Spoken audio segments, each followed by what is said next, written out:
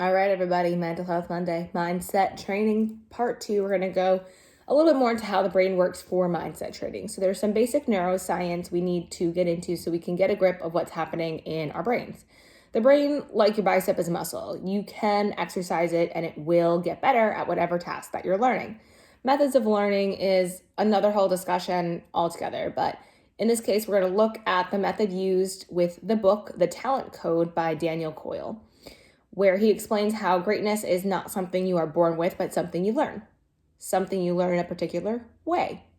In this instance, he refers to it as chunking, breaking down what you are learning into several parts. So let's say you wanted to learn something.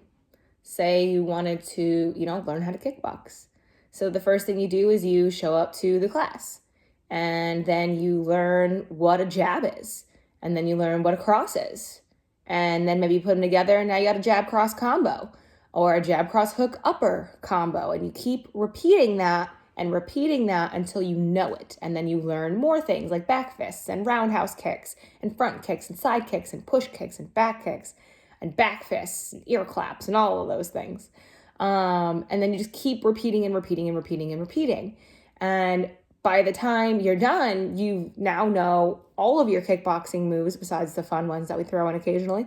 And you completed an entire class, You learn it bit by bit. And as Coyle discusses in his book, this repeated practice builds up what's known as myelin in the brain. It's like an insulation which builds across your axons. Axons being what connects the different neurons in your brain together. So now that the myelin is built up, neurons can now travel faster in your brain. This is how practice makes the brain stronger as a muscle, and this practice is the exercise. In 1998, neuroplasticity was discovered, which showed that the adult brain, in fact, was able to grow new brain cells. It showed how our brain's neural pathways were always changing based on the different experiences that we have in life. Our brains are going to continue to grow as we get older, so keep on learning and keep on exercising your brain.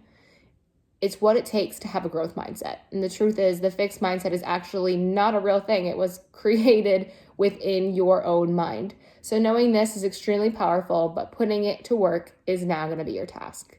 So, part 2, any questions? Drop a comment. Part 3 is going to be coming out next week.